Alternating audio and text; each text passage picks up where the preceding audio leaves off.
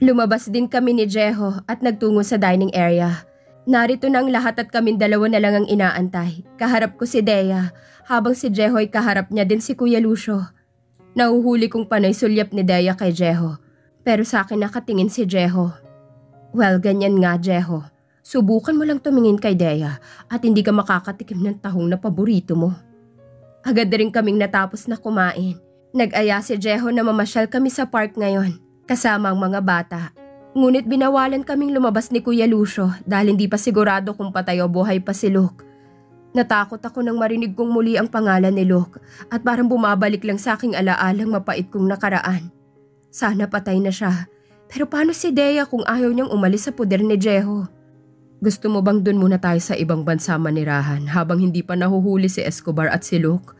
Wala pang balita kung talagang patay na talaga at pinapalabas lang nila sa media na patay na ito para hindi siya mahuli ng batas. Ani ni Jeho. Natatakot ako, Jeho. Natatakot ako sa kanya. Nanginginig kong sambit na halos umiyak na ako. Shh, tahan na, sweetheart. Hindi ka na malalapitan ni Luke.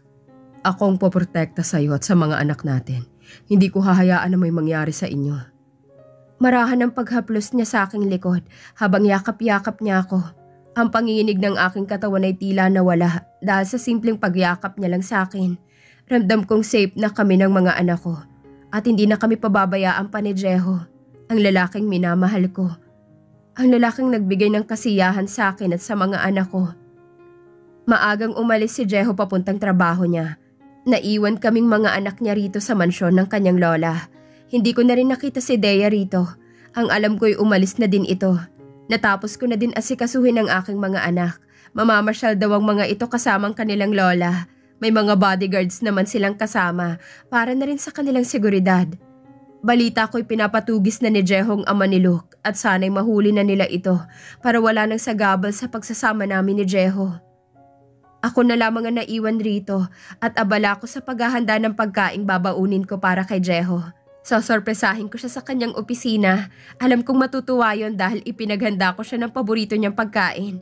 Ano kayang magiging reaksyon niya kung sakaling makita niya itong ulam na niluto ko?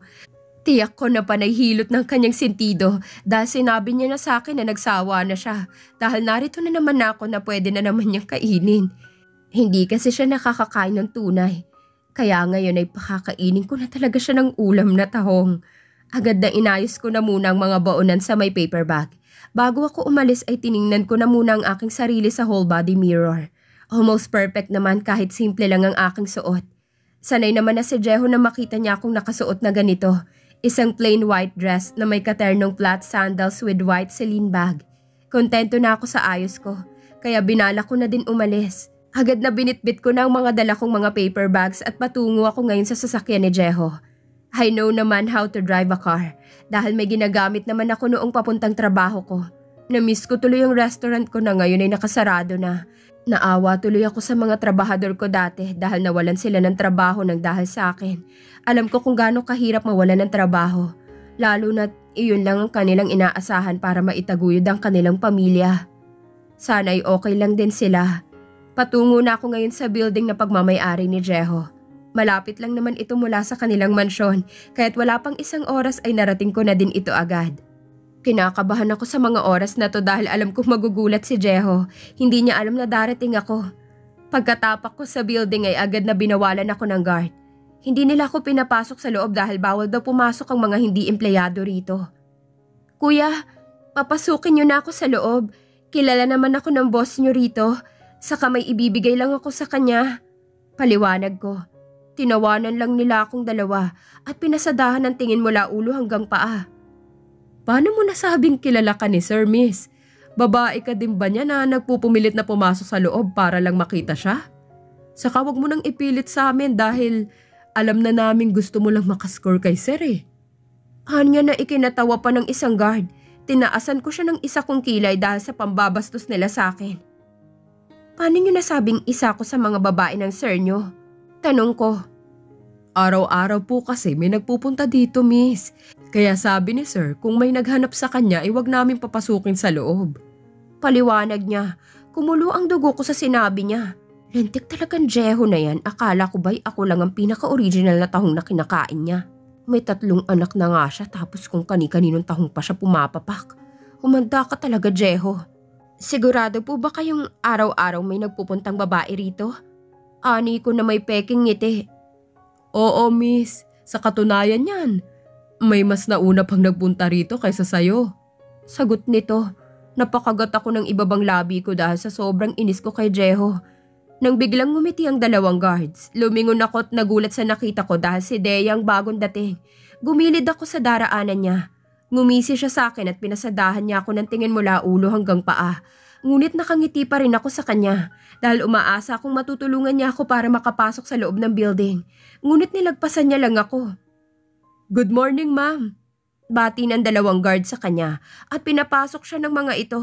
Ang mga ngiti ay unti-unting nagbabago. Rumihistro sa mukha kong pagkainis. Napasinghap ako dahil sa selos na nadarama ko ngayon. Ang alam ko'y umalis na si Dea, pero bakit ngayon ay naririto pa rin siya? Gusto kong pigilin na huwag umiyak at pilit na pinapakalma ang aking sarili. Miss, okay ka lang ba? Tanong ng 2 guard sa akin. Peking ngumiti ako sa kanila. Oo naman. O siya, sa inyo ng mga ito.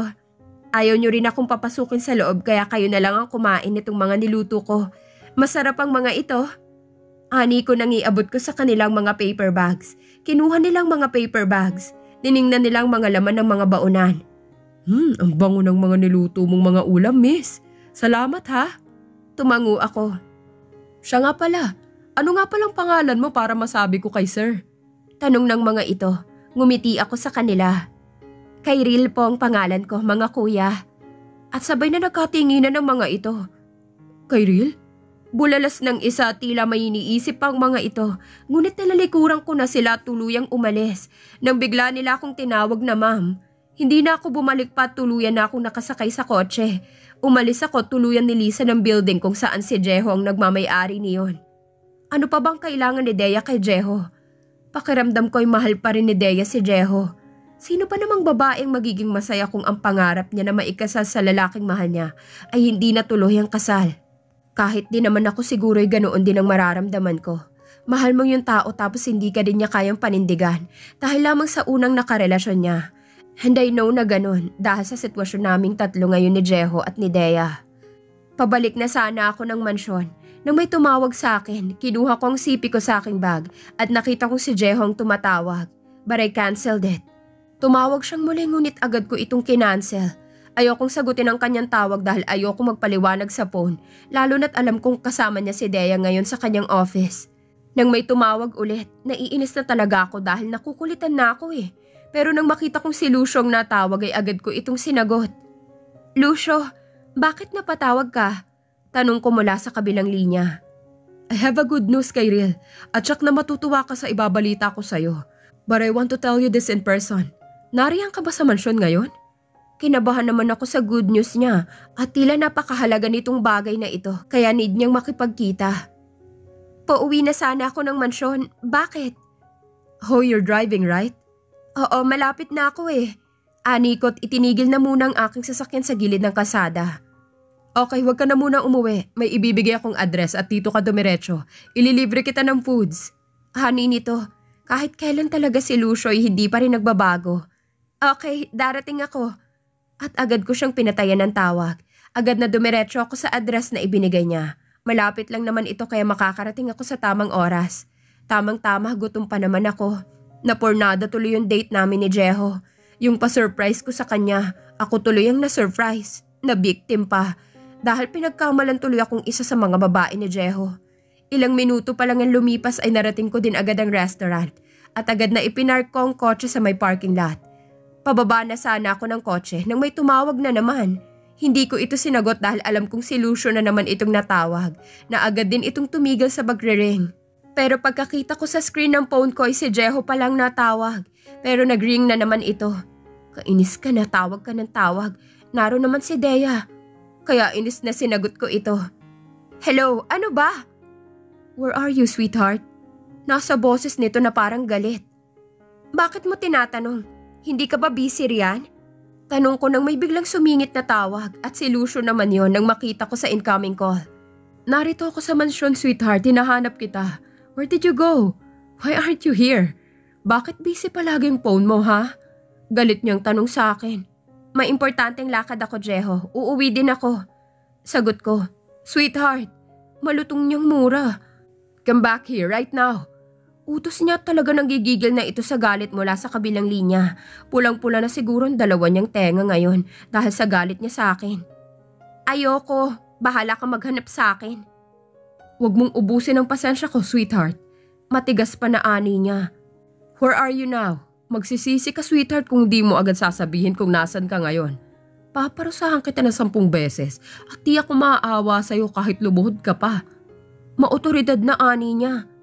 Oh, are you sure, sweetheart? Paano kung ayaw kong sabihin? May date ako ngayon eh. Huwag kang istorbo. Pangiinis ko sa kanya. You're really trying to see how far my patience goes. Ha, sweetheart? Honey nito, sigurado akong galit na si Jeho sa akin at nag-iigting na din ang panga nito sa galit. And so, bye na. Saka ko siya pinatayan ng tawag.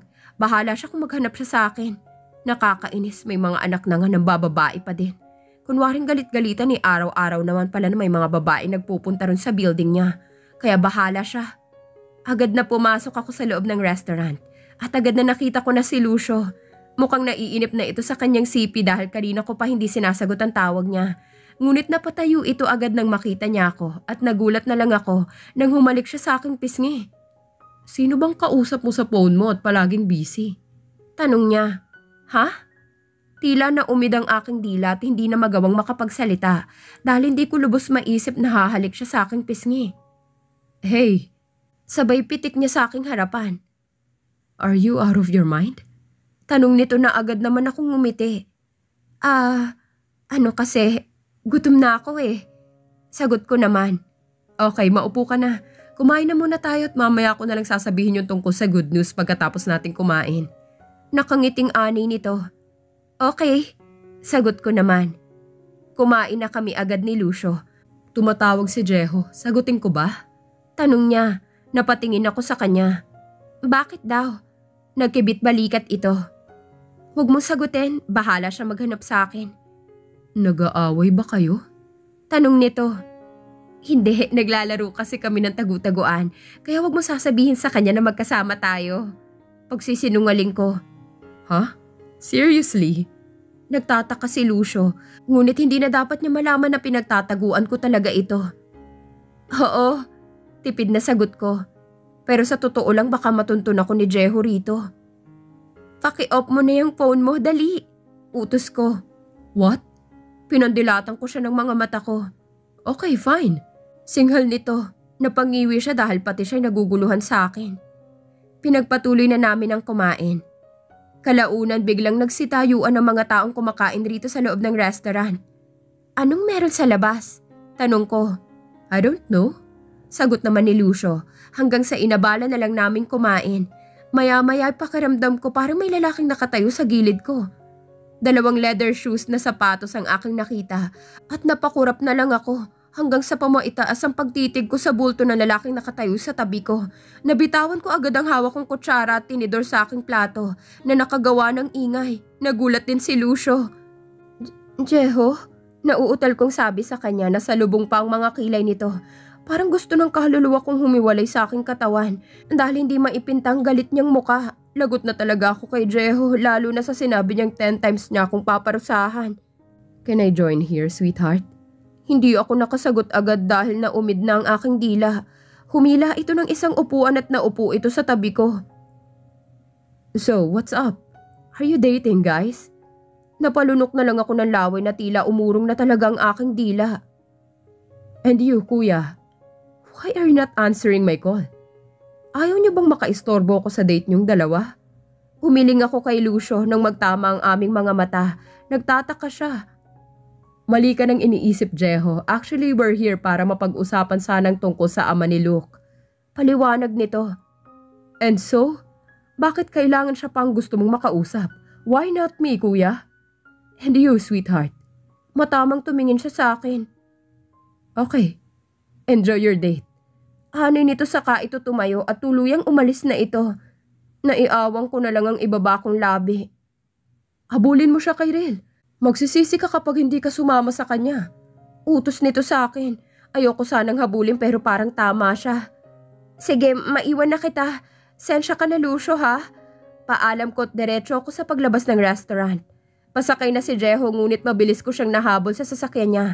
Pumasok ako sa loob ng kanyang sasakyan. Nangunot ang noo niya nang makita niya ako. Parang babae kung magtampo. Dapat akong nagtatampo eh. Napasimangot naman ako nang maalala kung kaninang galing ako sa building. Bakit mo ako sinundan dito? Tanong ko na hindi nakatingin sa kanya. Hindi mo dapat iniwan si Dea doon. I'm sorry, hindi ko alam na pupunta ka ron. So dapat pala kailangan ko pa magpaalam sa'yo. Gusto ko lang naman sorpresahin ka. Pero hindi ko alam na akong masosorpresa. Araw-araw pala na may babaeng nagpupunta sa building mo. Pang-ilan ako sa mga babae mo nagpunta doon. Bumuntong hininga ito ng malalim. Ikaw lang ang babae ko, sweetheart. Wala nang iba. Babaero man ako pero iisa lang ang sineryoso ko. At ikaw yon. Saka matagal na yon. And si Dea, pinaalis ko na siya. Wala na kami ni Dea, okay? Honey, nito sabay hawak niya sa aking kamay. Sweetheart, maniwala ka naman sa akin. Sa'yo lang ako tinamaan ng ganito. Sa'yo lang ako naging seloso. Sa'yo ko lang din naramdaman tong kakaibang nararamdaman ko para sa'yo. Sa'yo lang ako nagiging OA. And 100%. Sa'yo lang ako at ikaw lang ang mahal ko. Ang nag-iisang sweetheart ng buhay ko. Ani niya, lihim akong kinilig dun sa sinabi niya. Ngunit hindi ko yun pinahalata. Yung puso ko, mas lalong lumalakas ang pagkabog nitong dibdib ko. Oo, ang OA na nga niya. Pero sa totoo lang ang sarap pakinggan. Napasinghap ako. Nahihiyang napaharap ako sa kanya dahil sa kaba na nararamdaman ko. Para akong tuod dito na nakaupo sa kinauupuan ko nang mapatitig ang mga mata ko sa kanya. Ang mga mata niya ay parang kumikislap sa tuwing nagkakatitigan kami. Ganito bang lalaking in love sa akin? Napakurap ako. Jeho, hindi pa ba tayo aalis? Tanong ko. Kanina pa niya kasi hindi pinapaandar itong sasakyan. Saan mo gustong pumunta, sweetheart? Wala ang mga bata, right? Gusto mo bang makita ang ama ni Luke? He is now in jail. Pero si Luke, patay na siya. At sa ibang bansa siya binulol ng kanyang ama. Impit akong natuwa sa sinabi niya. Pero may part sa akin na nalungkot ako sa binalita niya. Are you alright, sweetheart? Tanong nito. Nag-alala ito nang makita niya nalungkot ako. Tumango na lamang ako. Sige, iuuwi na lamang kita sa mansyon. Magpahinga ka na muna doon, okay? Salamat, Jeho. Hani ko na kayo ko. Tanging paghaplos niya lang sa aking ulong tinugon nito. Umalis na din kami rito at pauwi na kami ng mansyon. Wala akong kaimik-imik rito dahil naging emosyonal na ako nitong mga nakaraang araw. Hanggang sa nakauwi na kami ng mansyon. Hindi na bumalik si Jeho sa kanyang trabaho dahil mas pinili niya na makasama ako. Kumain ka na ba, Jeho? Tanong ko. Pala ko ulit sana siyang ipagluto dahil alam kong hindi pa ito kumakain. Niyakap niya ako mula sa aking likuran nang kami patungo sana ng kwarto. Hindi pa. Ipagluluto mo ba ako, sweetheart? Oo naman. Sagot ko. Masuyo naman niya akong hinalikan sa aking leeg nang hawiin itong aking buhok paharap. Jeho, magluluto ako. Kung saan-saan na naman tayo mapunta nito eh. Hangal ko. Tipid itong napatawa. Nabibitin kasi ako sa'yo, sweetheart. Sagot naman nito. Nalanghap ko na naman ang mabangong hininga nito nang maamoy ko ito. Nananaba ka na, sweetheart. Pansin niya habang ang mga kamay niya'y naglakbay sa aking katawan. Ewan ko ba kung bakit naging matakaw na ako sa pagkain ngayon. Napapansin ko din yun sa sarili ko. Madalas kasi kapag nagugustuhan ko yung mga pagkain, ginaganahan akong kumain. O siya, magluluto na ako. Tawagin na lang kita kapag luto na. Honey ko. Bumitaw din ito sa pagkakayakap niya sa akin. Sige, sunod na lang ako, sweetheart, pagkatapos ko magbihis. Ani niya. Tipid akong ngumiti bilang pagtugon. Naunang pumanhik ako papuntang kusina. Naghanda ako ng lulutuin kong ulam para sa kanya. Habang abala ko rito sa pagluluto ko, ay naalala ko na naman kung paano kami na aksidente ni Luke. Napatay ko siya dahil kasalanan naman nilang mag-ama ito. Sinira nilang dalawa ang pagsasama namin ni Jeho. Na sana'y wala na dapat kaming problema ngayon ni Jeho. Mukhang masarap ang niluluto mong ulam. Hanin nito nang malapit na akong matapos. Sinigang na sugpo ang niluto ko. Dahil ito lang naman ang madaling lutuin na meron sa ref. Napayakap siyang muli sa aking likuran. Jeho, nagluluto pa ako oh. Hangal ko.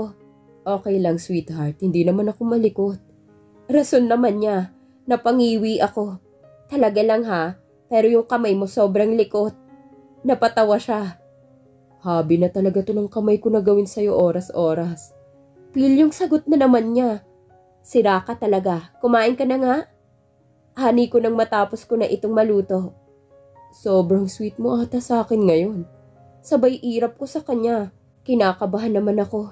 Parang may something na ewan ko sa kanya. Ganito na talaga ako, sweetheart. Araw-araw na may nagpapasaya sa akin dahil narito na kayo. Kasama ko na kayo ng mga anak natin. Sagot naman ito.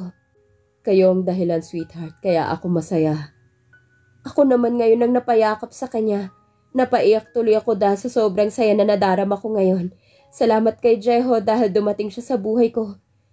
Naubos lahat ni Jehong niluto kong ulam. Siya na din na naghugas ng mga plato. Habang ako naman ay pinanonood ko siya sa mga kilos niya. Nag-aya si Jeho na pumanhi kami sa itaas ng kwarto. Patungo na sana kami roon. Nang bigla ang pagsulpot ni Dea sa aming harapan. Tila nagulat pa si Jeho nang makita niya ito. What are you doing here, Dea? Kunot noong tanong ni Jeho. Nakangiti pa ito nang sulyapan niya ako ng tingin. I just came here to give you this. Isang white envelope ang nasa kamay nito. Biglang hinawakan ni Jeho ang braso ni Dea at kinaladkad niya ito palabas ng mansyon. Nagulat ako sa ginawa ni Jeho dahil dumadaing si Dea sa sakit sa ginawang pagkaladkad ni Jeho. Naguguluhan ako sa mga nakikita ko kaya sinundan ko ang mga ito. Nagtago ako rito sa may gilid ng halamanan. Naroon sila at kita ng mga mata ko kung paano sila magtalong dalawa. Dinig na dinig ko dito ang pag-iyak ni Dea. Hindi ko alam kung anong iniiyakan nito. Nangunot ang noo ko nang kunin niya ang kamay ni Jeho. Sa kanya ito inilagay sa may tiyan nito. Ngunit agad din niyang inagaw ang kamay niya. Hindi malabong mangyari na pwedeng mabuntis si Dea dahil nagsama naman ang dalawa noon. Unti-unti kong hinakbang ang mga paa ko.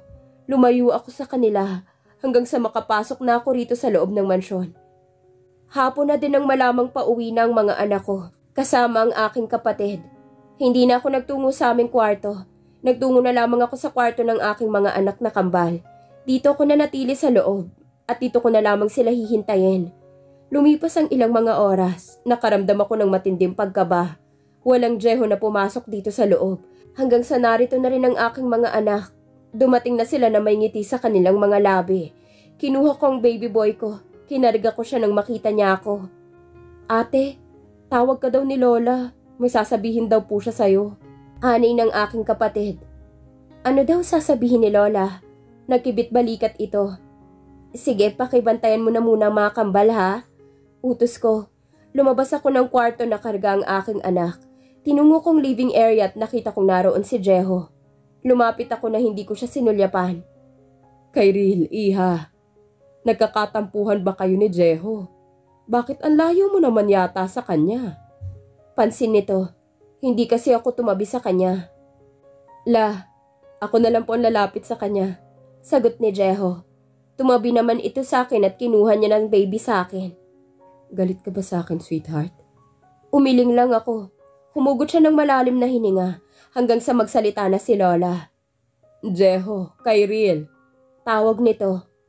Gusto ko sanang isamang mga anak niyo papuntang ibang bansa. We'll stay there for 1 year.